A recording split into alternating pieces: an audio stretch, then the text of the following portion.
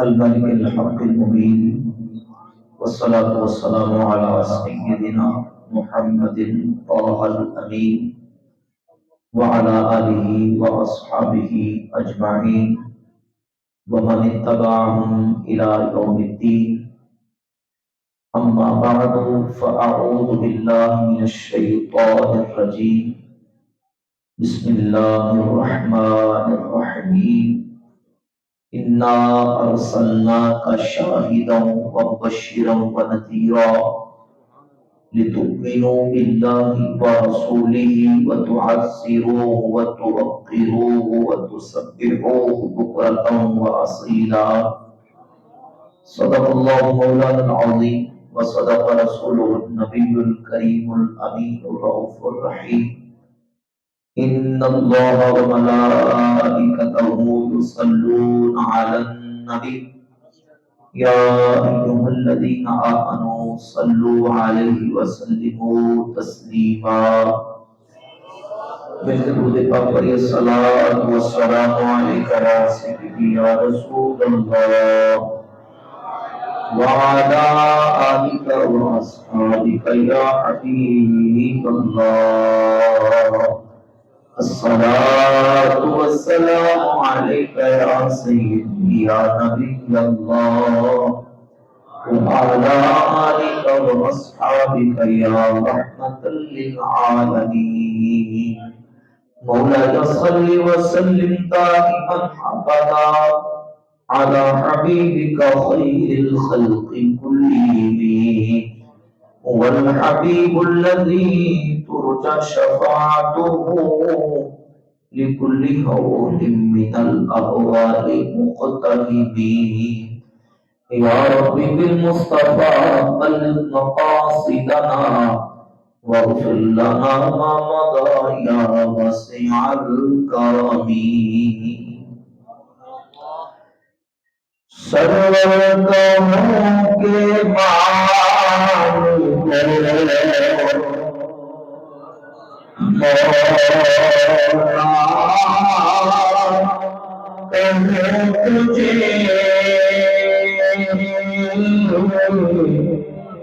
سرور گاہوں کے مالک مولا تجھے باب خلیل پاک زیدہ تجھے باب خلیل پاک زیدہ تجھے اللہ جسم میں منور کی تابشیں اللہ جسم میں منور کی تابشیں اے جان جان تجلا کہوں تجھے اے جان جان تجلا کہوں تجھے تیرے تو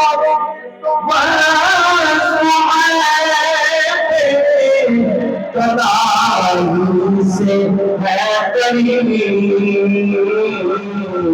ہے راہ میرے شاہ کیا کہوں تجھے ہے راہ میرے شاہ کیا کہوں تجھے ایک نظام خط پہ اس پہ کر دیا خالق کا بندہ پر تو کہوں تجھے خالق کا بندہ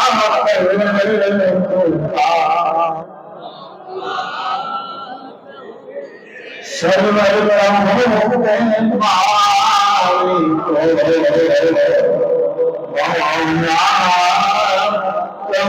تجھے بابو خبیر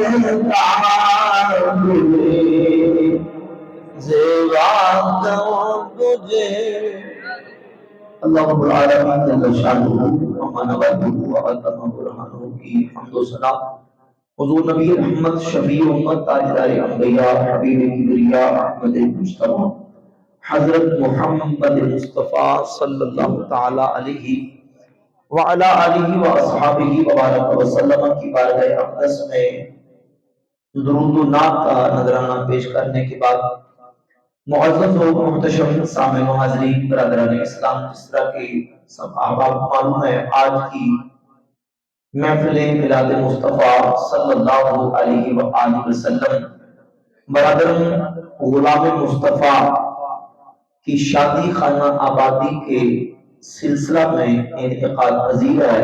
انہوں نے اپنی شادی کے موقع پر یہ خوبصورت نبی کریم علیہ السلام کے میلاد پاک کی محفل کو منعقد کیا ہے۔ اللہ رب العزت جل شانہ کی بارگاہ اقدس میں دعا ہے اللہ کریم محفل پاک کے صدقے سے ان کی ازدواجی آنے والی زندگی کو بہتر بنائے اور خیر و برکت، اور اللہ رب العزت اپنی بارگاہ سے انہیں بلائیاں اور خیر عطا فرمائے۔ دوستان گرامی قدر، بہت خوش نصیبی کی بات ہے، خوش قسمتی کی بات ہے کہ ایسے خوشی کے موقع پر بھی اپنے آقا مولا صلی اللہ علیہ وآلہ وسلم کی عظمت و شان اور حضور کے ذکر کی محفل کو منعقد کیا جائے، اپنی محبت اور اپنی بارگاہ کا اپنے پیارے آقا مولا صلی اللہ علیہ وآلہ وسلم کی ذات گرامی قدر کے ساتھ اظہار کیا جائے۔ یقیناً ایک عاشق کے مصطفیٰ، ایک محب مصطفیٰ وہ تو بہانہ تلاش کرتا ہے کہ کوئی موقع مل جائے میں اپنے محبوب کا ذکر کروں، سنوں اور محبوب کی یاد کروں۔ اللہ رب العزت نے یہ مزاج نبی کریم علیہ السلام کے صحابہ کرام رضی اللہ تعالی عنہم کی ذوات کو عطا فرمایا، اور نبی پاک صلی اللہ علیہ وآلہ وسلم کے صحابہ کرام اسی طرح حضور کا ذکر کرنے کے لیے، میرے نبی کا چرچا کرنے کے لیے، میرے آقا کی محبت کو، حضور کی عظمت کو، حضور کے فضائل و کمالات، مدارج و معارف کا ذکر کرنے کے لیے جب موقع ملتا تھا حضور کی شان کی محفل سجا لیتے تھے، محفل منعقد کرتے تھے، پھر محفل میں حضور کی آمد کا ذکر بھی کرتے تھے، میرے نبی کی عظمت کا ذکر بھی کرتے تھے، میرے مصطفیٰ کی شان و رفعت کا تذکرہ کر کے اپنے دلوں کو تسکین اور اپنے دلوں کو جو ہے وہ فرحاں اور شاداں کرتے تھے، اور حضور کی نبی کریم علیہ السلام کی شانیں سن کے ان کے دل شاد ہوتے تھے۔ اور اللہ رب العزت نے جو حضور کی محبت کی شمع اور حضور کی مودت کی شمع حضور کے صحابہ کرام رضی اللہ تعالی عنہم کے دلوں میں روشن فرمائی تھی، اس کا ایک حصہ اللہ نے اہل سنت و جماعت کو عطا فرمایا۔ سبحان اللہ۔ آج یہ آداب رسالت کی بات کریں، ہم تعظیم مصطفیٰ کی بات کریں، محبت مصطفیٰ کی بات کریں، ایمان یقین سے یہ بات اپنے دل دماغ میں بٹھا لیں، یقین جانیے کہ جو مزاج اصحاب تھا، جو حضور کی محبت اور حضور کے تعظیم و اکرام کا، صحابہ اکرام کا منہج اور اسلوب تھا، اللہ نے وہ منہج اہل سنت و جماعت کو عطا فرمایا۔ قرآن مجید کی سورۃ الفتح کی آیت میں 8 اور 9 میں نے 2 آیتیں پڑھی ہیں، میں اسی سے بات کا آغاز کرتا ہوں۔ اللہ رب العزت نے اعلان فرمایا اِنَّا أَرْسَلْنَاكَ شَاهِدًا وَمُبَشِّرًا وَنَذِيرًا، اے حبیب پیارے ہم نے آپ کو شاہد بنا کے اور مبشر بنا کے اور نذیر بنا کے بھیجا، لِتُؤْمِنُوا بِاللَّهِ وَرَسُولِهِ، تاکہ اے لوگوں تم اللہ پر اور اس کے رسول پر ایمان لاؤ، وَتُعَزِّرُوهُ وَتُوَقِّرُوهُ، اور نبی کی تعظیم کرو، نبی کی توقیر کرو، وَتُسَبِّحُوهُ بُكْرَةً وَأَصِيلًا، اور صبح شام رب کی پاکی بیان کرو۔ اب ذرا سمجھئے اس آیت سے صحابہ نے کیا سمجھا اور صحابہ نے جو منہج اختیار کیا، جو اسلوب اختیار کیا اس آیت کی روشنی میں، یقین جانے اہل سنت و جماعت کا وہی منہج ہے، وہی اسلوب ہے آداب مصطفیٰ کا جو اللہ نے حضور کے صحابہ کو عطا فرمایا ہے۔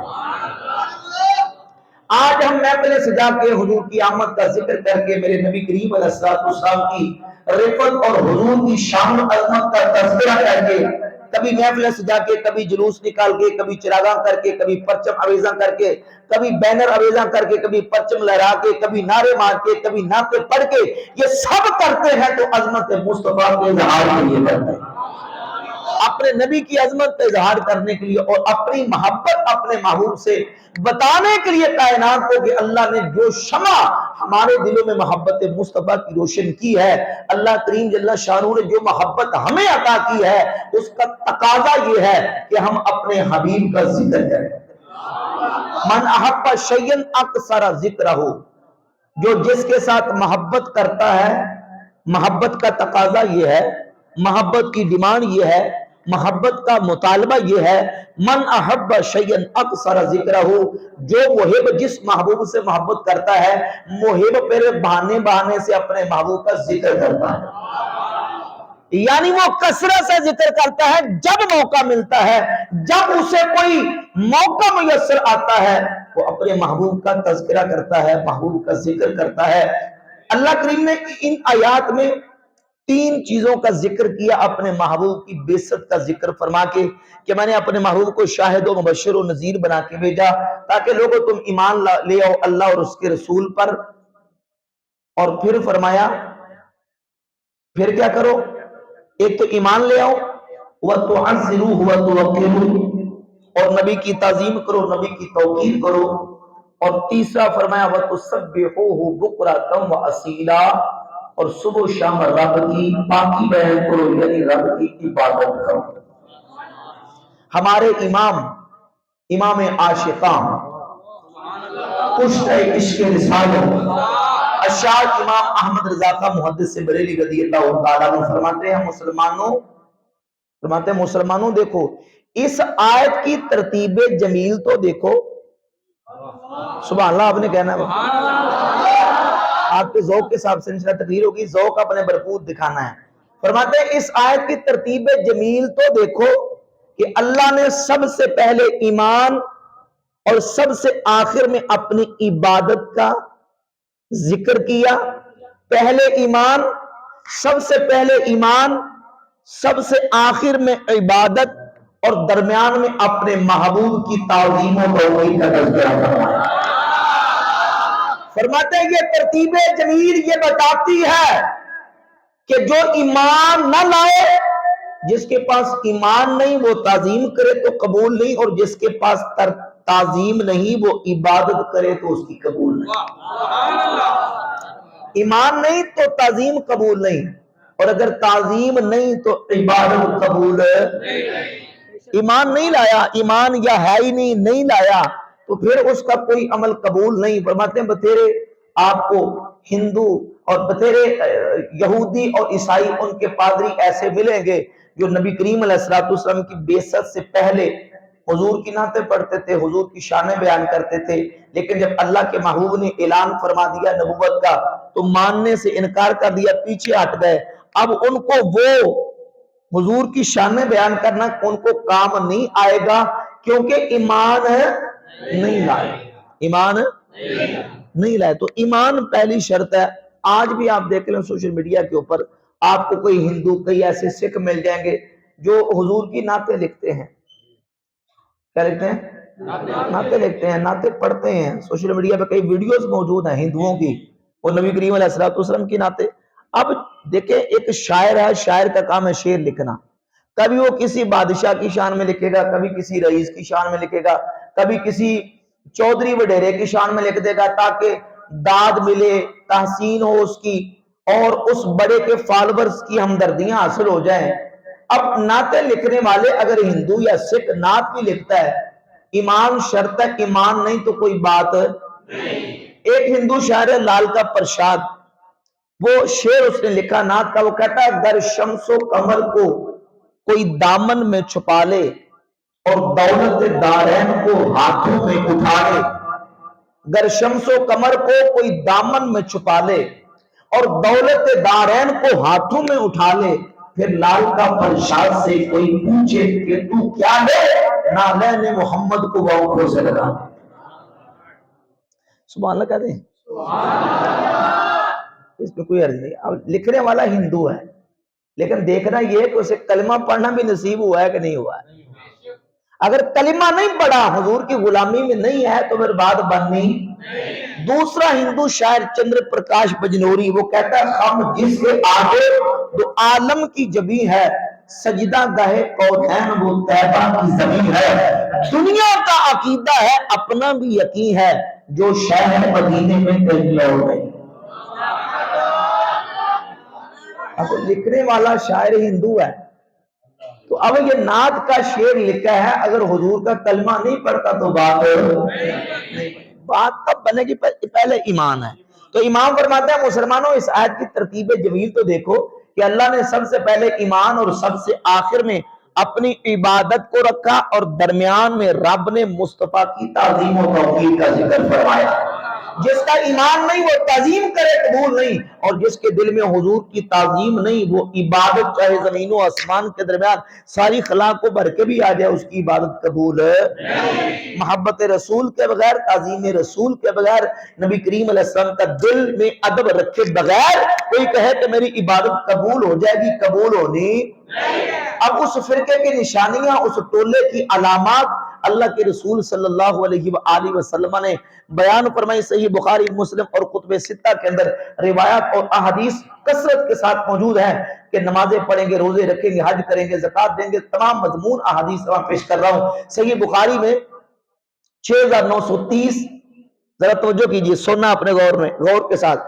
صحیح بخاری میں 6930، 931، 32، 33، 34، اور صحیح مسلم میں 2449، 50، 51، 52، 53 سے لے کر 70 تک، یہ تقریباً 20 سے زیادہ احادیث صحیح مسلم میں موجود ہے، صحیح بخاری میں موجود ہے، سنن ابی داؤد میں، المسند ابن ابی شیبہ میں احادیث موجود ہیں کہ نبی پاک صلی اللہ علیہ وآلہ وسلم نے ایک گمراہ فرقے کی نشانی بیان کی، اور اللہ کے رسول علیہ السلام نے فرمایا یخرج فیکم قوم، تم میں ایک ایسی قوم نکلے گی تحقرون صلاتکم مع صلاتہم، اے صحابہ تم اپنی نمازوں کو ان کی نمازوں کے مقابلے میں بہت تھوڑا جانو گے۔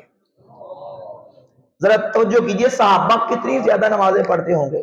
حضور فرماتے ہیں تحقرون صلاتکم مع صلاتہم، تم اپنی نمازوں کو ان کی نمازوں کے ساتھ اگر کمپیئر کرو گے تو تھوڑا جانو گے۔ وصیامکم مع صیامہم، اپنے روزوں کو ان کے روزوں کے مقابلے میں حقیر جانو گے۔ وعملکم مع عملہم، اور اپنے اعمال کو ان کے اعمال کے مقابلے میں بہت تھوڑا جانو گے۔ یقرؤون القرآن، وہ قرآن کی تلاوت کریں گے، اور سنن ابی داؤد میں الفاظ ہیں لیست قراءتکم الی قراءت شیء، صحابہ تمہارا قرآن پڑھنا ان کے قرآن پڑھنے کے مقابلے میں کچھ بھی نہ ہوگا۔ لا صلاتکم الی صلاتہم شیء، تمہاری نمازیں ان کی نمازوں کے مقابلے میں کچھ نہ ہوگی۔ یتلون کتاب اللہ رطبا لینا، صحیح مسلم کے الفاظ ہیں، وہ کتاب اللہ قرآن کو بڑا تر و تازہ اور بڑا مزے سے پڑھیں گے۔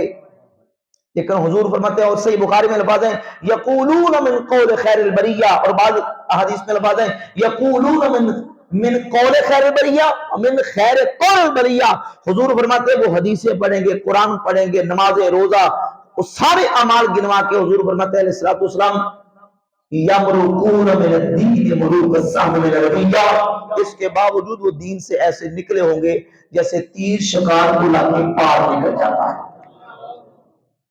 ان کا دین کے ساتھ کوئی تعلق نہیں، ان کے پاس نمازیں تھوڑی نہیں ہوں گی، ان کے پاس روزے تھوڑے نہیں ہوں گے، ان کے پاس قرآن کی تلاوت تھوڑی نہیں ہوگی، ان کے پاس نیک اعمال تھوڑے نہیں ہوں گے، ان کے پاس اگر کمی ہوگی تو صحیح عقیدے کی کمی ہوگی۔ کس کی؟ صحیح عقیدہ کی کمی ہوگی۔ اور یہ جو جس فرقے کی، جس گروہ کی حضور نے نشانیاں بیان کی، ان کا بڑا نبی پاک علیہ السلام کی بارگاہ اقدس میں مقام جعرانہ پہ آیا، مصنف ابن ابی شیبہ میں حدیث موجود ہے، صحابہ کرام نے اس کا نقشہ بیان کیا، صحیح بخاری میں بھی الفاظ موجود ہیں داڑھی بڑی گنی اور باری تھی، سر سے ٹنڈ تھی، مشمر الازار، اور اس کی شلوار ٹخنوں سے بہت بلند تھی، اور اس کی پیشانی پر سجدے کر کر کے سجدے کا نشان پڑا ہوا تھا، نشان سجدے کو اس کی پیشانی پر موجود، لمبی اور گنی داڑھی، سر سے ٹنڈ اور شلوار ٹخنوں سے اوپر، آگے بڑھ کے کہنے لگا اے دل یا محمد اتق اللہ، اے محمد عدل کرو، اللہ سے ڈرو، تم نے انصاف نہیں کیا۔ صحابہ نے تلواریں نیام سے نکالنی، حضور اجازت دو اس کی گردن اڑا دیں، میرے آقا کریم علیہ السلام نے صحابہ کو روک دیا۔ جب وہ چلا گیا تو اللہ کے محبوب نے فرمایا من ذکر ھذا قوم یتلون کتاب اللہ رتبا، اے میرے صحابہ اس کی نسل سے ایک قوم ایسی نکلے گی جو قرآن کو بڑا مزے سے پڑھے گی۔ یہ ساری نشانیاں اس ذوالخیسرہ اور جرقوس بن زہیر التمیمی کی اور اس کی نسل کی بیان کی ہیں۔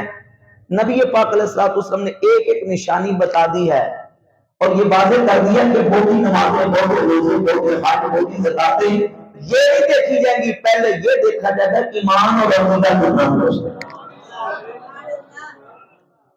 اور حضور کی محبت اور حضور کی تعظیم اور حضور کا اکرام، یقین جانیے کسی کو بے عمل کرنے کے لیے نہیں، کسی کی بے عملی پر اس کی حوصلہ افزائی کرنے کے لیے نہیں، بلکہ حضور کی محبت اور حضور کے اکرام و تعظیم کا مقام بتانے کے لیے کہ یہ وہ عظیم دولت ہے جسے مل گئی دو جہانوں میں بیڑا پار۔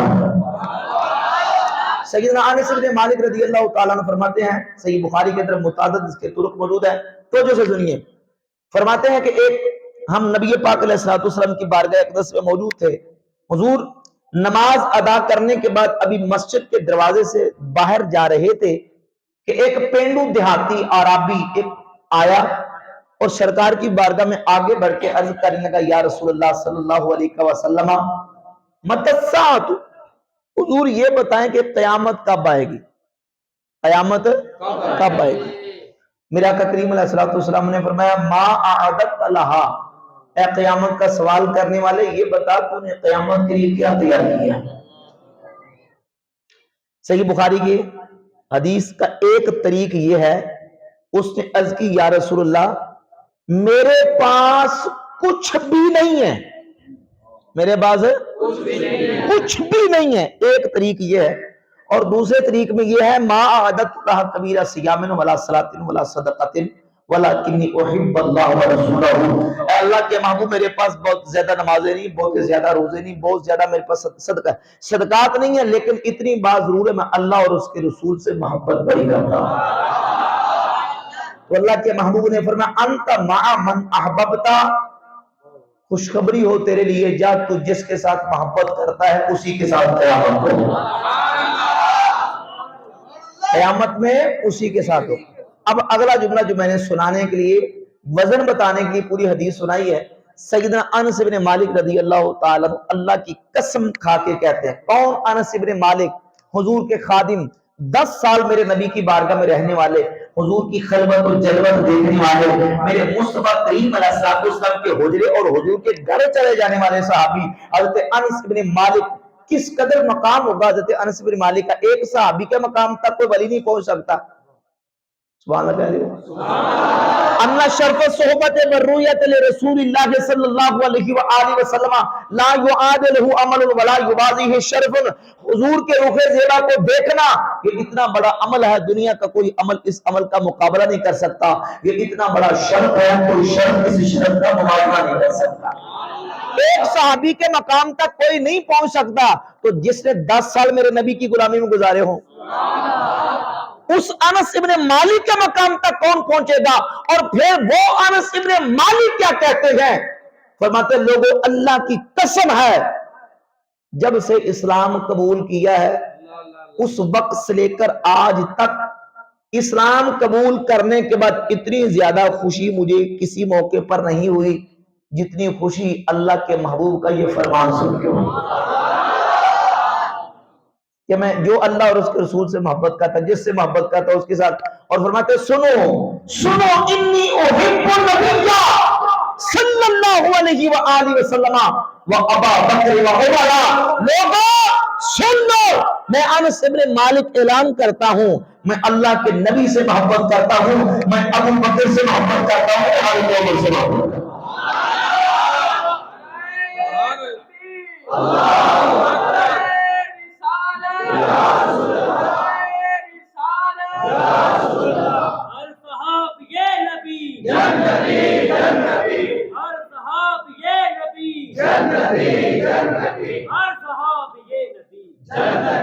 فرماتے انی احب النبی صلی اللہ علیہ وسلم و ابا بکر و عمر، میں حضور سے محبت کرتا ہوں اور حضور کے یاروں ابو بکر و عمر سے محبت کرتا ہوں، اگرچہ میرے عمل ان جیسے نہیں ہیں۔ حدیث کے الفاظ ہیں، اس کا مضمون پیش کر رہا ہوں صحیح بخاری کا، اگرچہ میرے عمل ان جیسے نہیں ہیں لیکن اللہ سے امید ہے اللہ میرا حشر حضور نبی کریم علیہ السلام اور حضور کے یاروں ابو بکر و عمر کے ساتھ ہے۔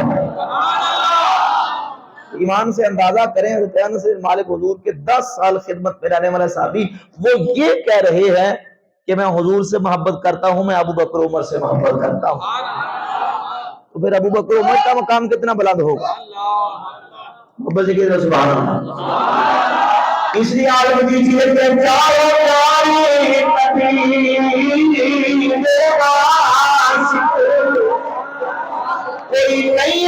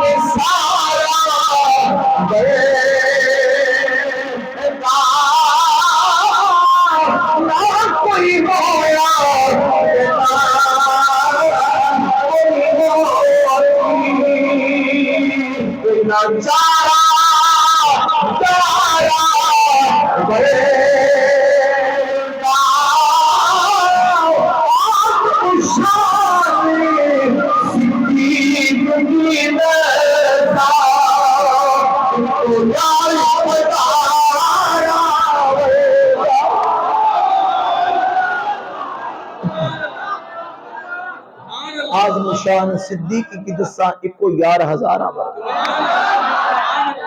اس ابو بکر صدیق کا مقام کتنا بلند ہوگا جن کے بارے میں حضرت انس ابن مالک کہہ رہے ہیں میرے عمل ابو بکر و عمر جیسے نہیں ہیں لیکن لوگوں میں اللہ کے محبوب کے بعد ابو بکر عمر سے محبت کرتا اور الاستیاب ابن عبد البر میں موجود ہے کہ سیدنا انس بن مالک رضی اللہ تعالیٰ عنہ کے سامنے کسی نے یہ کہا کہ علی کی اور عثمان کی محبت ایک دل میں جمع نہیں ہو سکتی، تو حضرت انس بن مالک نے فوراً کہا، فرمایا کذبوا واللہ، خدا کی قسم یہ لوگ جھوٹے ہیں، اللہ نے عثمان اور علی کی محبت ہمارے سینوں میں جمع فرمائی۔ یہ جھوٹ بولتے ہیں کہ عثمان اور علی کی محبت ایک دل میں جمع نہیں ہو سکتی۔ ہمارا سینہ دیکھو، ہمارا دل دیکھو، اللہ نے یہ دونوں کی محبت ہمارے سینے میں جمع فرما دی۔ اور میں کہتا ہوں جو کہے کہ جو آل سے محبت کرے اصحاب کی محبت وہاں نہیں آ سکتی، اور جو کہے اصحاب سے محبت کرے آل کی محبت نہیں آ سکتی، یقین جانیے سنی کا عقیدہ اور سنی کا دل وہ دل ہے جہاں محبت اصحاب دیکھنی ہو، محبت آل دیکھنی ہو، جہاں آ کے دونوں کی محبت جمع ہو جاتی ہے، اللہ نے وہ سینہ ہے سنت کو عطا فرمایا۔ کیونکہ ہم آل سے محبت بھی سونے نبی کی وجہ سے کرتے ہیں اور اصحاب سے محبت بھی حضور کی ذات اقدس کی وجہ سے کرتے ہیں۔ اصحاب رسول کا مطلب کیا ہے؟ رسول اللہ کے صحابہ، اور آل رسول کا مطلب کیا ہے؟ میرے آقا کریم علیہ السلام کی آل پاک۔ ان دونوں کی نسبت حضور کی ذات اقدس کے ساتھ ہے، اور محمد سے نسبت بڑی چیز ہے، خدا دے یہ دولت بڑی چیز ہے۔ جسے حضور کی نسبت مل جائے، حضور نبی کریم علیہ السلام کا تعلق مل جائے، ہم تو کہتے ہیں جسے غوث پاک سے نسبت ہے، داتا صاحب سے نسبت ہے، ہم تو اس کے بھی قربان ہونا جانتے ہیں، اور جس کی نسبت اللہ کے محبوب سے ہو جائے اور پھر نسبت بھی ڈائریکٹ ہو جائے، اور وہ لوگ جنہوں نے میرے آقا کریم علیہ السلام کے زیر سایہ تربیت پائی ہو، ان صحابہ کی عظمت و شان کا اندازہ کون کر سکتا ہے؟ اور پھر وہ صحابہ جو اللہ نے حضور کی صحبت کے لیے پسند فرما رہی ہو، بلند آواز سے کہیے سبحان اللہ۔ سیدنا عبداللہ ابن مسعود رضی اللہ تعالی عنہ فرماتے ہیں، مسند احمد ابن حنبل میں حدیث ہے کہ اللہ تعالیٰ نے ساری مخلوق کے دلوں کی طرف نظر فرمائی، اللہ نے مخلوق میں سے اپنے نبی کے دل کو اپنے لیے پسند فرمایا، اور پھر اللہ نے مخلوق کے دلوں کی طرف نظر فرمائی تو رب نے نبی کے یاروں کو اپنے مصطفیٰ کے لیے پسند فرمایا۔ کتاب و سنہ امام ابن بلاسم کی کتاب میں حدیث نمبر 1000 ہے، میرے جو امام کا صلی اللہ علیہ وسلم نے فرمایا ان اللہ تعالی وقال اصحاب، اللہ رب العالمین نے اپنے لیے مجھے پسند کر لیا، میرے لیے اپنے میرے صحابہ کو پسند کر لیا، وجعلہم الخلفاء وانصارہ واصحابہ، اللہ نے ان صحابہ کو میرے وزیر بنا دیا، میرے مددگار بنا دیا، اللہ نے ان صحابہ کو میرے سسرالی بنا دیا، یعنی میرے صحابہ کو نکاح میں بیٹھنے ملی ہے، ان صحابہ کے نکاح میں بیٹھنے ملی ہے، اللہ نے یہ تعلق میرے ساتھ صحابہ کا دے دیا، من صدق علیہ لعنۃ اللہ والملائکۃ والناس اجمعین، اللہ کے حامد کے جس سے میرے صحابہ کو برا کہا، اللہ کی لعنت ہے، فرشتوں کی لعنت ہے، ساری انسانیت کی لعنت ہے، لا یقبل اللہ له صدق ولا عدل، ایسا گستاخ صحابہ نہ مل پائے اللہ اس کا نظر قبول کرے گا، ایسا بندہ مل پائے اللہ اس کا نظر قبول نہیں فرمائے گا۔ صحابہ کا گستاخ نہ اس کا نفل قبول ہے نہ اس کا فرض قبول ہے، جس کا فرض قبول نہیں، جس کا نفل قبول نہیں، وہ جتنی مرضی عبادتیں کرتا جائے وہ اللہ کا ولی بن سکتا نہیں، کوئی فرض ہی قبول نہیں، نفل ہی قبول نہیں۔ اچھا اگر صحابہ کے گستاخ کا نفل و فرض قبول نہیں تو آل کے گستاخ کا قبول ہوگا؟ نہیں ہوگا، تو ان کا قبول ہی کوئی نہیں، کیونکہ ان کے اندر بے ادبی کا، گستاخی کا عنصر موجود ہے، اور اللہ کے فضل و کرم سے سنیوں کے دلوں میں محبت مصطفیٰ، محبت آل اور محبت اصحاب کی شمع ہے۔ اس لیے تو ہم کہتے ہیں کہ اہل سنت کا ہے بیڑا پار۔ بھئی کیوں پار ہے؟ امام اہل سنت اعلیٰ حضرت مجدد دین و ملت اشار امام احمد رضا کا محدث سے بریلی رحمت اللہ علیہ آپ فرماتے ہیں اہل سنت کا بیڑا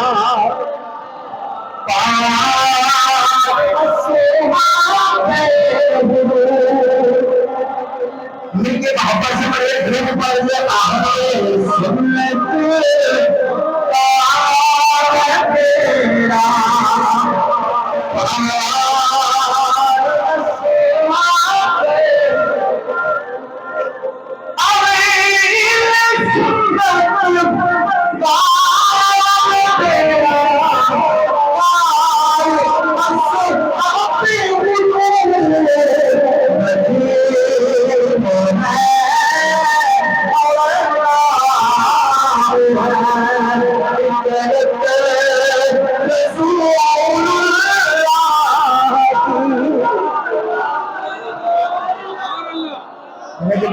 اور نو ہے عزت رسول اللہ کی، ہمارا بیڑا پار ہے، ہمارے ہاتھ میں دامن اصحاب بھی ہے، ہمارے ہاتھ میں دامن اہل بیت بھی ہے، اور ولیوں کا دامن بھی اللہ رب العزت نے ہمیں عطا فرمایا، صحابہ، اہل بیت، اولیاء۔ اور یہ جو ادب ہے، یہ جو تعظیم ہے، اکرام ہے، یہ دولت بھی اللہ نے ہمیں صحابہ کے ذریعے سے ہمارے سینوں میں ڈالی، اور یہ اپنے دل کی تختیوں پہ لکھ لیں، یہ بات لکھ لیں دل کی تختیوں پہ کہ جس کی نسبت سرکار کی ذات کے ساتھ ہے اس کا ادب کرنا ہے۔ کیا کرنا ہے؟ احترام کرنا ہے، ادب کرنا ہے، چاہے وہ نسبت نسب کے اعتبار سے ہو چاہے حسب کے اعتبار سے ہو، نسبت کا لحاظ کر کے ادب کریں گے، احترام کریں گے۔ عالم دین کا ادب بھی اس لیے کہ اس کا تعلق بھی اللہ کے محبوب کی ذات کے ساتھ ہے۔ حدیث میں مضمون موجود ہے کہ علماء انبیاء کے وارث ہیں۔ علماء انبیاء کے، جو صحیح عالم ربانی ہے وہ اللہ کے محبوب کا وارث ہے۔ تو عالم کا ادب اس بات سے ہے کہ اس کا تعلق اللہ کے حبیب کی ذات کے ساتھ ہے۔ وہ جس مسند پہ، جس منصب پہ بیٹھتا ہے، کھڑا ہوتا ہے، وہ اللہ کے محبوب کریم علیہ السلام کی ذات اقدس کا جو ہے وہ جانشین ہے، حضور کا وارث ہے، دین کا جو عالم ہے، دین کا جو صحیح رہبر و رہنما ہے۔ اس لیے یہ لوگ، جس طرح بھی علامہ صاحب بیان فرما رہے تھے، اس لیے یہ لوگ اگرچہ ڈائریکٹ دین کے اوپر اپنی زبانیں تان دراز نہیں کر سکتے، وہ عالم کا سہارا لے کے اسلام کے خلاف جو بولنا چاہتے ہیں وہ بول جاتے ہیں۔ لیکن یہ بات یاد رکھے کہ جو شخص بغیر کسی قید و شرط کے اوورال علماء کے خلاف بولتا ہے، اس کے بے دین ہونے میں کچھ شک ہو سکتا ہے۔ سمجھ لو کہ یہ کسی بے دین ایجنڈے کا جو ہے وہ حصہ ہے، اور یہ بے دینوں کے اس گمراہانہ عقائد کو پھیلانے کے لیے مسلمانوں کے خلاف اس طرح کوئی سازش کرنا چاہ رہے ہیں۔ تو لہذا جو مطلقاً عالم کے خلاف بولے گا، علماء کے خلاف بولے گا، اس کا اسلام کے ساتھ کوئی تعلق ہو سکتا نہیں۔ اب صحابہ کرام رضی اللہ تعالیٰ کی ذوات کی بات ہو، حضور کی آل پاک ہو، ان کا ادب، ان کا احترام، اولیاء اللہ کا احترام، اور جتنے بھی دینی ہمارے مقامات ہیں، ہمارے دینی جو ہمارا سمجھے کہ ہماری جو شاعر ہے، ان کا ادب کرنا ہمارے دین کا تقاضا ہے۔ اور یہ میں نے عرض کیا کہ اسلوب ہم نے نبی کریم علیہ السلام کے صحابہ سے سیکھا۔ صحابہ کرام رضی اللہ تعالیٰ عنہم حضور کی نسبت سے ان چیزوں کا بھی احترام کرتے تھے، ادب اور تعظیم دل میں رکھتے تھے جن کی نسبت اللہ کے محبوب کریم کی ذات اقدس سے ہو جاتی تھی۔ سیدہ اسماء رضی اللہ تعالیٰ عنہ فرماتی ہیں، صحیح مسلم میں حدیث ہے کہ ہمارے پاس نبی پاک علیہ السلام کا ایک جبہ شریف تھا۔ فرماتی ہے کہ وہ حضور کا مبارک جبہ ہمارے پاس تھا، نحن نغسلھا، وہ جو کیجئے ذرا مسئلہ سمجھنا اپنے۔ فرماتی ہیں ہم اس جبے مبارک کو دھوتی تھی، کیا کرتی تھی؟ دھوتی تھی۔ اچھا ذرا تھوڑا سا میں آپ کے ذہن کو کھولنے کے لیے پیچھے پس منظر بیان کر دوں۔ بھئی جبہ کپڑا ہوتا ہے نا، کپڑے کا بنتا ہے، اور کپڑا دھاگے سے بنتا ہے، اور دھاگا پیچھے پھر کپاس سے یا کسی اور چیز سے دھاگا بنایا جاتا ہے۔ اب توجہ کیجئے، جو حضور کا مبارک جبہ تھا وہ کپڑے کا تھا، دھاگے سے بنا، کسی شخص نے چیز لے کے دھاگا بنایا ہوگا، پھر دھاگے کو بنا گیا ہوگا، پھر جبہ کپڑا تیار ہوا ہوگا، پھر وہ کپڑا کسی درزی کے پاس گیا ہوگا، درزی نے وہ کپڑا سی کے جبہ تیار کیا ہوگا، اور پھر وہ حضور کی بارگاہ میں پہنچا ہوگا۔ میرے آقا نے وہ کپڑا، وہ جبہ جو پہلے عام تھا، حضور نے جسم پاک سے لگا کے خاص کر دیا۔ جب میرے نبی کے جسم پاک سے وہ جبہ مس ہوا، حضور کے جسم کی برکت اس جبے میں گئی۔ بلند آواز سے کہیے سبحان اللہ۔ جسم اقدس کی برکت جبے شریف میں گئی، اس جبے کے اندر جو برکت تھی وہ پانی میں گئی۔ حضرت اسماء فرماتی ہیں نحن نغسلھا، ہم پھر اس جبے کو پانی میں دھوتی تھی، جو پانی بچتا تھا مدینہ کے بیماروں کو پلاتی تھی، اللہ شفا عطا فرمائے گا۔ یہ حضور کے صحابہ سرکار مدینہ علیہ السلام کی ذات اقدس سے نسبت رکھنے والے ان کپڑوں سے اس طرح محبت کا، تبرک کا اور اس طریقے سے تعظیم کا معاملہ کرتے تھے کہ وہ جبہ شریف دھو کے بچا پانی۔ اب جبہ اور جسم میں فرق ہے نا، ایک وہ ہے کہ جس میں حضور نے اپنا ہاتھ مبارک پانی میں ڈال دیا اور حضور کے ہاتھ سے پانی مس ہو گیا اور جسم پاک کی برکت پانی میں چلے گئی۔ ایک ہے میرے آقا نے جبہ پہنا تھا، برکت جبے میں آئی، پھر جبہ پانی میں گیا اور برکت پانی میں چلی گئی۔ حضور کے تبرکات ہی متعدی ہے نا، متعدی آگے برکت جو ہے وہ آگے چلتی ہے. تو اب وہ برکت جب گئی اور وہ برکت والا پانی مدینہ کو کوئی بیمار پیتا تھا اللہ شفا عطا فرماتا. نہ ہو آرام جس بیمار کو سارے زمانے سے.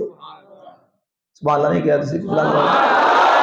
اعلیٰ رحمت اللہ کے برادر مولانا حسن رضا خان صاحب آپ فرماتے ہیں نہ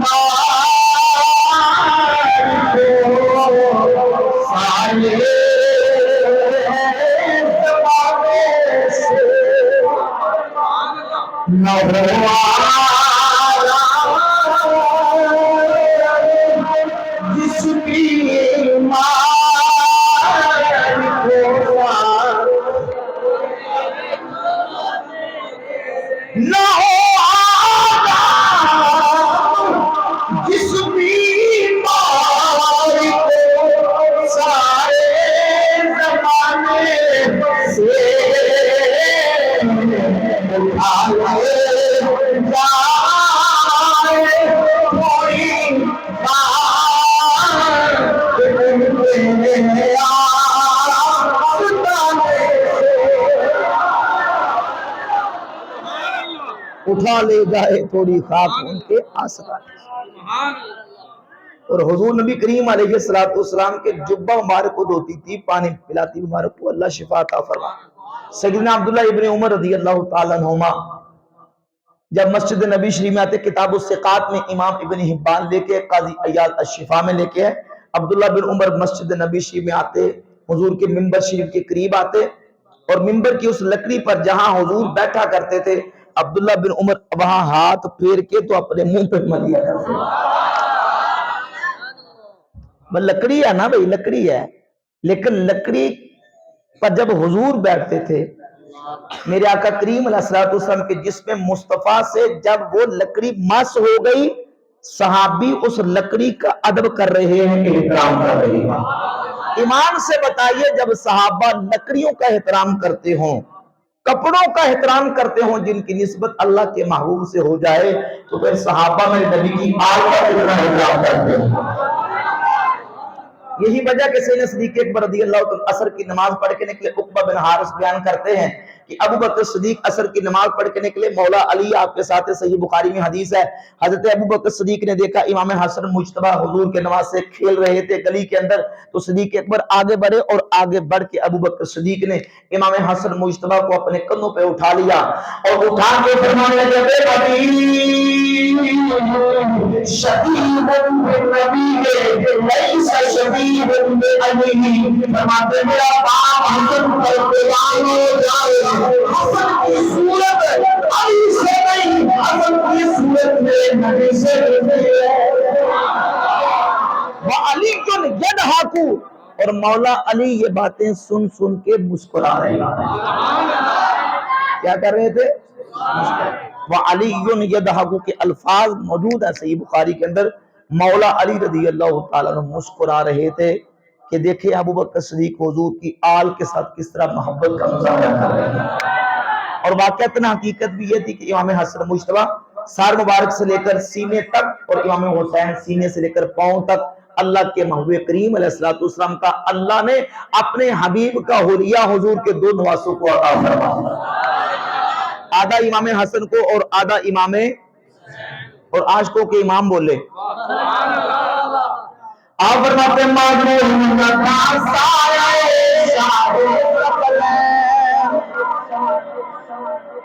مجنون کا سایہ شاہ سکلین اس کو جلوہ ذات حسین اور تمثیل میں اس پہ کو ہو دیے آگے وطن پر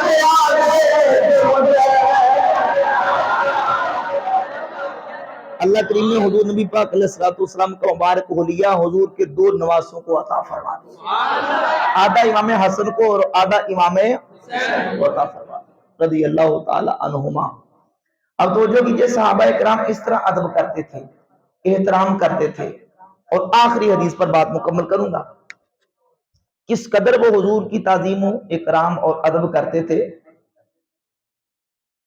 کہ دنیا میں، کائنات میں اس کی مثال کوئی پیش نہیں کر سکتا۔ صحیح بخاری کے اندر 2732 نمبر حدیث ہے، نبی پاک صلی اللہ علیہ وآلہ وسلم حدیبیہ کے مقام پر اپنے 1500 صحابہ کرام رضی اللہ تعالیٰ عنہ اجمعین کے ہمراہ موجود تھے۔ مشرکین مکہ نے عروہ بن مسعود ثقفی کو بھیجا کہ عروہ جاؤ، جا کے دیکھ آؤ کہ محمد اور ان کے اصحاب کے کیا احوال ہیں، احوال کا جائزہ لے کے آؤ صلی اللہ علیہ وآلہ وسلم۔ عروہ آئے اور آ کے انہوں نے پورا منظر دیکھا، حالات کا جائزہ لیا، اور آ کے سارا کچھ دیکھنے کے بعد عروہ واپس گئے اور جا کے اہل مکہ کو بتایا۔ تو جو کیجئے، جو عروہ نے حالات اور منظر دیکھا تھا اپنے الفاظ میں عروہ نے بتایا۔ صحیح بخاری میں 2732 نمبر حدیث ہے، عروہ کہنے لگے واللہ لقد وفدت علی الملوک ووفدت علی قیصر و کسری والنجاشی، اللہ کی قسم بخدا میں بڑے بڑے بادشاہوں کے درباروں میں گیا، کیسر کا دربار میں نے دیکھا، کسرا کا دربار میں نے دیکھا، نجاشی کا دربار میں نے دیکھا۔ ان رأیت ملکا تبت يعظم اصحابہ ما يعظم اصحاب محمد محمدا، خدا میں نے کسی بادشاہ کے درباریوں کو ان بادشاہوں کی اتنی تعظیم کرتے نہیں دیکھا جتنی محمد کے صحابہ محمد کی تعظیم کرتے صلی اللہ علیہ وسلم۔ ان رأیت ملکا قط يعظم اصحابہ ما يعظم اصحاب محمد محمدا، کسی بادشاہ کو اتنی تعظیم بادشاہ کو کی درباریوں کو کرتے نہیں دیکھا۔ عروہ کیا دیکھا؟ تو جو کیجئے کیا دیکھا، کیا کرتے تھے وہ اپنے نبی کی تعظیم کے لیے؟ کہا سنو، ان تنخم نخامتا الا بکت فی کف رجل منہم، وہ تو تھوک بھی زمین پر گراتے تھے، وہ اپنے مبارک ناک سے رطوبت بھی زمین پر گرانے کا ارادہ کرتے تھے، وہ تو اس قدر اپنے نبی کی تعظیم کرتے نیچے ہاتھ کر لیتے تھے، الا بقت فی کف رجل منہم، وہ تھوک زمین پر نہیں گرتا تھا، کسی نہ کسی صحابی کے ہاتھ پہ جا کے گرتا تھا۔ تو جو کیجئے اس قدر تعظیم کرتے تھے، وہ اس قدر تعظیم کرتے ہیں۔ اللہ اکبر۔ اگلا جملہ سنیے، اچھا بس وہ اپنے نبی کا تھوک لے کے کپڑوں سے صاف کر دیتے تھے، زمین پہ پوچھ دیتے تھے؟ کہا نہیں، بلکہ اگلا جملہ ہے، اگلا مرحلہ یہ ہے، جس کو نبی کا تھوک مل جاتا تھا فَدَلَقَ بِهَا وَجْهَهُ وَجِلْدَهُ، وہ لے کر اپنے بدن پہ اپنے منہ پہ مال دیتا تھا۔ اللہ اپنے جسم پہ اپنے بدن پہ اپنے منہوں پہ مال دیتے، اس قدر تعظیم۔ اور صحیح بخاری کا ایک طریق یہ ہے، جس کو حضور کا تھوک مبارک نہیں ملتا تھا، 1500 صحابہ تھے، کتنے صحابہ؟ جس کو نہیں ملتا تھا وہ کیا کرتا تھا؟ حدیث میں موجود ہے، جس کو نہیں ملتا تھا وہ جس کے ہاتھ پہ لگا ہوتا تھا ہاتھ کو ہاتھ مال کے منہ پہ مال لیتا تھا، کیونکہ آج دشمن آیا ہوا تھا مقابلے میں دیکھنے کے لیے کہ محمد کے ساتھی کتنے کے وفادار ہیں، کتنی عزت ان کی کرتے ہیں، کتنا احترام کرتے ہیں۔ اور یہی عروہ تھے جنہوں نے کہا تھا کہ یہ چھوڑ کے چلے جائیں گے آپ کو، لیکن قربان جاؤں، دنیا میں کوئی بیوی اپنے شوہر کے ساتھ، کوئی شاگرد اپنے استاد کے ساتھ، کوئی بیوی اپنے شوہر کے ساتھ، کوئی اولاد اپنے ماں باپ کے ساتھ، ماں باپ اپنی اولاد کے ساتھ محبت کے اور عقیدت کے یہ مظاہر اور پہلو اختیار نہیں کر سکتا جو نبی کے صحابہ نے میرے نبی کی تعظیم کرتے تھے۔ اپنے منہ پہ حضور کا تھوک مبارک مل لیتے تھے۔ اللہ اکبر۔ دیکھیے کتنی وابستگی تھی ان کی، کس قدر وہ حضور کی محبت میں دیوانہ بار سرکار کے ساتھ عقیدت کا اظہار کرتے تھے، حضور کا تھوک لے لے کے، بلکہ نخامہ ناک سے نکلنے والی رطوبت کو کہتے ہیں۔ صحابہ حضور اپنا مبارک ناک رطوبت زمین پر گرانے کا ارادہ کرتے، نیچے ہاتھ کر لیتے، فَدَلَقَ بِهَا وَجْهَهُ وَجِلْدَهُ، پھر وہ اپنے منہوں پہ ملتے تھے، اپنے جسموں پہ مل لیتے تھے۔ اور کیوں نہ ہو، کیونکہ اللہ نے یہ صحابہ حضور کو پسند کر کے عطا فرمائے، اور یہی وہ صحابہ تھے 1500 جب حضور کے ہاتھ پر ہاتھ رکھ کے بیعت کر رہے تھے. اللہ نے اعلان فرمایا لقد رضي الله عن المؤمنين إذ يبايعونك تحت الشجرة. ایک پیارے حبیب رسول اللہ تحقیق ان صحابہ نے آپ جہاد پر بیعت کیا تھا کہ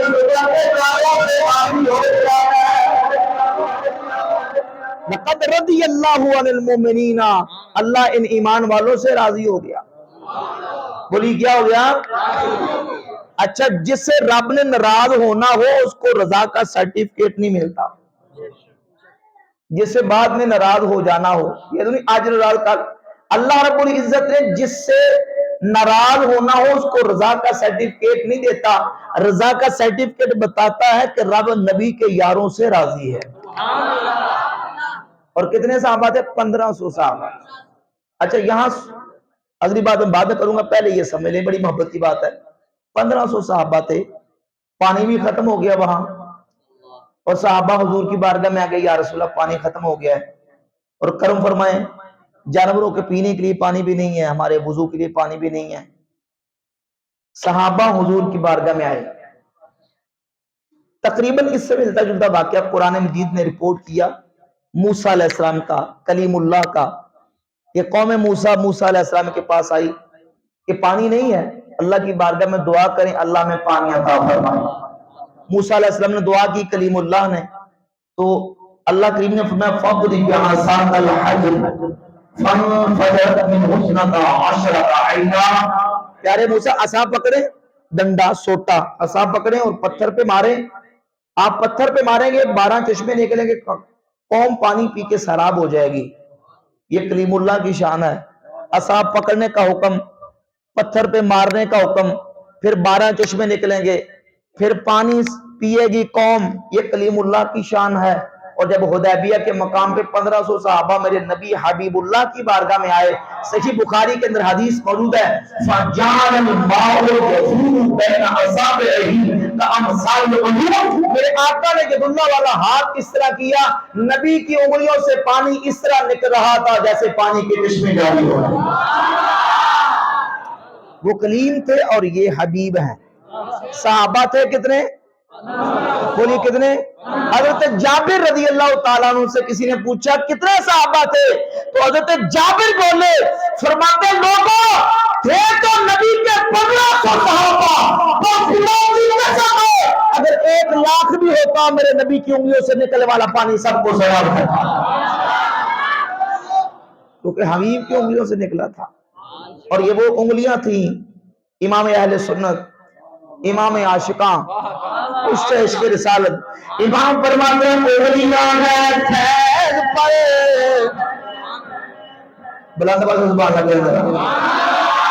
انگلیاں ہیں خیر پر، بے حرکہ سے نکل کر. انگلیاں ہیں خیر پر، بے حرکہ سے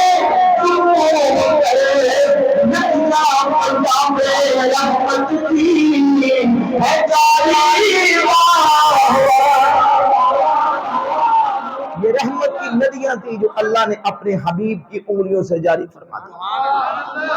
سب صحابہ پانی پی کے سیراب ہو گئے، جانوروں نے پی لیا، صحابہ نے پی لیا، وضو کر لیا اور مشکیزیں بھر لی.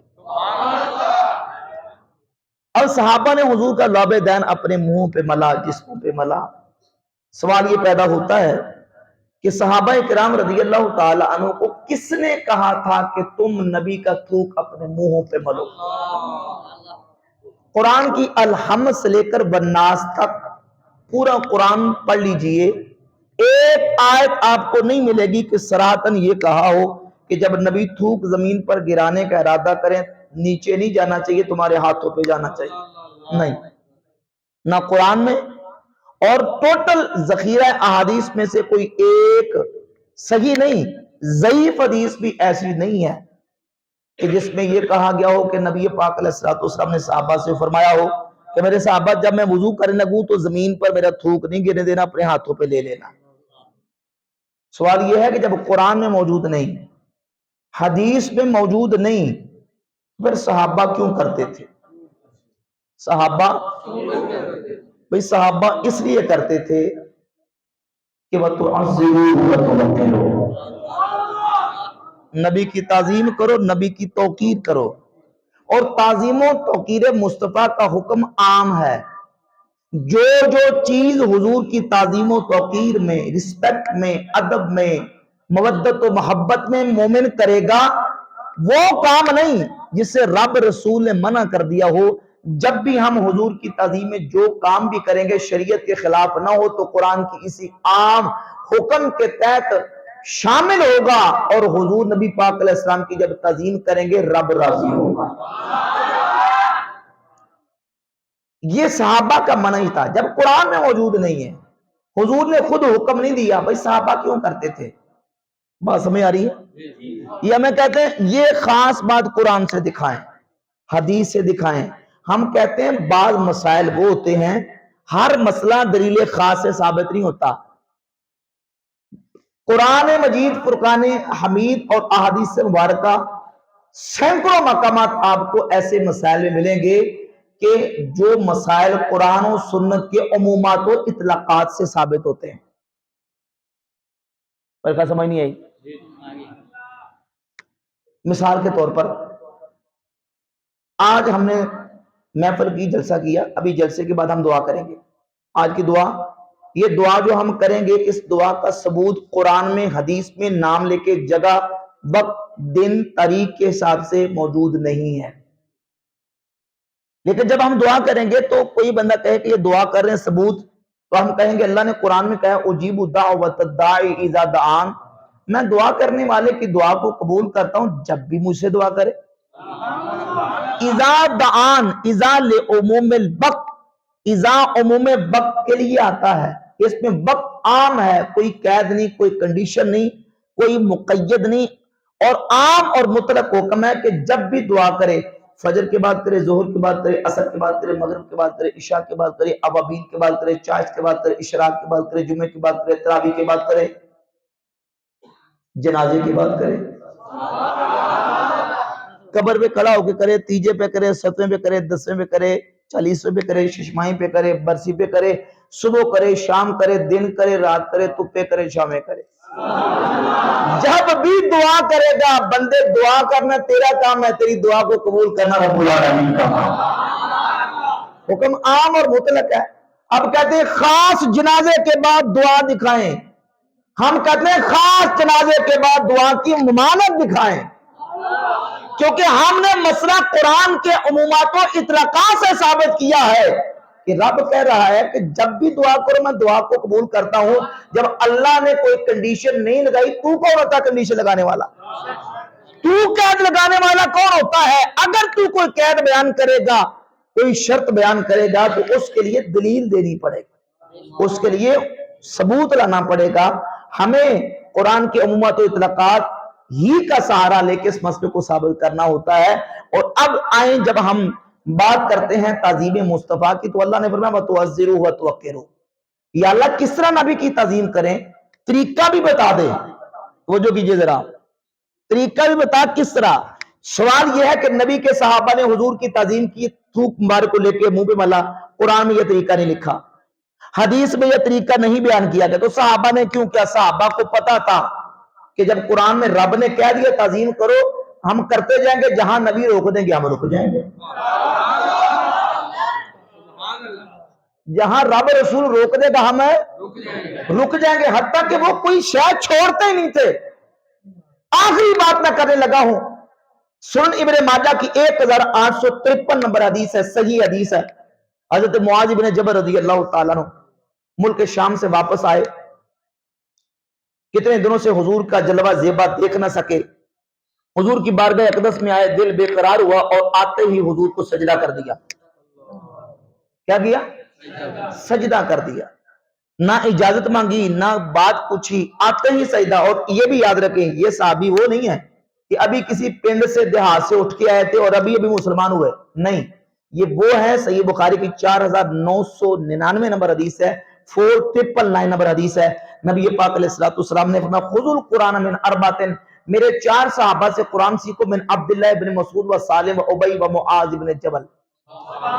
چوتھا نام حضور نے معاذ بن جبل کا بیان فرمایا کہ یہ قرآن کے ایکسپرٹ ہیں، قرآن کے ماہر ہیں، قرآن ان سے سیکھو جن سے حضور قرآن سکھا رہے ہیں، امت کو جن کی طرف ریفر کر رہے ہیں کہ ان سے قرآن سیکھو، یہ قرآن کے عالم ہیں، قرآن کے ایکسپرٹ ہیں، وہ قرآن کا ماہر جن کو حضور نے ملک شام کی طرف اپنا بنا کے نمائندہ بھیجا تھا، وہ شام سے ہے تو آ کے حضور کو پوچھے بغیر سجدہ کر دیا۔ میرا آقا کریم علیہ الصلوۃ والسلام نے فرمایا معاذ یہ کیا؟ عرض کی حضور ملک شام میں لوگ اپنے مذہبی پیشواؤں کو اس طرح سجدہ کرتے تھے، تو میں نے کہا کہ آپ زیادہ حق رکھتے ہیں کہ آپ کو سجدہ کیا جائے، کیونکہ سرکار کی بارگاہ میں جانور آتے سجدہ کرتے، درخت حضور کی بارگاہ میں جھک جاتے، تو حضور کی بارگاہ میں سجدہ کر دیا، اور یہ عبادت کے لیے نہیں کیا، کس کے لیے کیا؟ تعظیم کے لیے۔ آدم علیہ السلام کو فرشتوں نے سجدہ عبادت کے لیے نہیں کیا، وَخَرُّوا لَهُ سُجَّدًا، جناب یوسف علیہ السلام کو بھائیوں نے سجدہ تعظیم کے لیے کیا، عبادت کے لیے، تعظیم کے لیے کیا، صحابی نے تعظیم کے لیے کیا، کیوں کیا؟ کیونکہ وہ تُعَزِّرُ وَتُوَقِّرُ، سبحان اللہ کہنے میں کوئی حرج نہیں ہے، نبی کی تعظیم کرو، نبی کی توقیر کرو۔ ابھی منع نہیں ہے نا بھائی، میں جو بات بتانے لگا ہوں، جو صحابہ کا منہج عرض کر رہا ہوں، کہ منع نہیں کیا تو سجدہ کر دیا، اور حضور نے یہ نہیں کہا کلمہ پڑھو کافر ہو گئے، اور نہیں، سرکار نبی پاک علیہ الصلوۃ والسلام نے اس موقع پر حکم دیا اور کہا کہ نہیں، منع کر دیا، روک دیا، اور فرمایا کہ اگر میں حکم دیتا کہ اللہ کے علاوہ کسی کو سجدہ کیا جائے تو میں عورت کو حکم دیتا کہ وہ اپنے شوہر کو سجدہ کرے، یعنی ہماری شریعت میں اللہ کے علاوہ کسی دوسرے کو سجدہ کرنا جائز ہے، اس شریعت میں منع ہو گیا۔ پہلی شریعتوں میں جائز تھا، قرآن نے واقعات بیان کیے ہیں، اب منع ہے، اب جائز ہے، لیکن منع اس وقت ہوا جب حضور نے منع کر دیا، جب تک منع نہیں کیا تھا تو قرآن کے اسی حکم کے تحت حضور کی تعظیم کے لیے صحابی نے کر کے دکھایا اور بتا دیا کہ جب تک حضور منع نہیں کریں گے ہم حضور کی تعظیم کے لیے ہر کام کرتے چلے جائیں۔ یہی ہمارا اہل سنت کا منہج اور اسلوب اور عقیدہ ہے کہ حضور کی تعظیم کی بات ہو، محبت مصطفیٰ کی بات ہو، عظمت مصطفیٰ کا اظہار ہو، قرآن کے عمومات و اطلاقات کے تحت ہم حضور کی محبت میں، تعظیم میں یہ سارے عمل کریں گے، اور وہ کام نہیں کریں گے جسے رب رسول نے روک دیا۔ اب کوئی کہے کہ میں سرکار کو سجدہ کرنا چاہتا ہوں، حضور کی قبر انوار کو، تو جائز ہے، کیوں؟ منع کر دیا، کیونکہ بندہ کہتا میرا دل کرتا میں کرنا ہے، تو جائز ہے کہ بندہ سو رہا، پیچھے جگاؤ ذرا، این کرے بھائی پیچھے کر، بندہ سو رہا، جگاؤ ذرا، بس آخر تک پہنچ گئے ہیں، سٹاپ ہونے والا ہے، سبحان اللہ، اب جائز اللہ، ہمارے امام کی کیا شان ہے، اللہ حضرت عظیم البرکت رضی اللہ تعالیٰ، دیکھیں کیسا عشق اور محبت ہے، حضور کا روضہ اطہر دیکھا، دل بے قرار ہو گیا کہ سجدہ کر دیے، لیکن پھر رک گئے، کیوں؟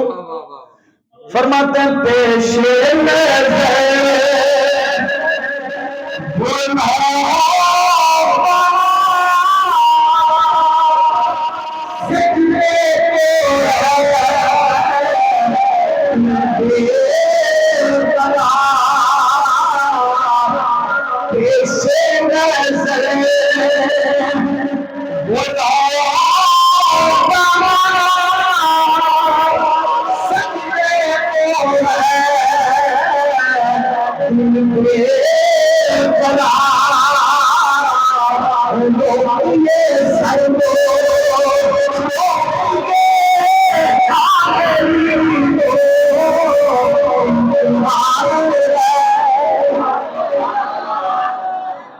نظر وہ نو بہار سجدے کو ہے دل بے قرار، دل کرتا ہے کہ حضور کے روضہ اطہر کو سجدہ کر دوں، لیکن پھر کہتے ہیں احمد رضا روکیے، سر کو روکیے، روکیے، کیوں روکیے؟ ہاں یہی تو امتحان ہے، یہاں پتہ چلے گا دل کی مانتے ہو یا مصطفیٰ کی شریعت کی مانتے ہو۔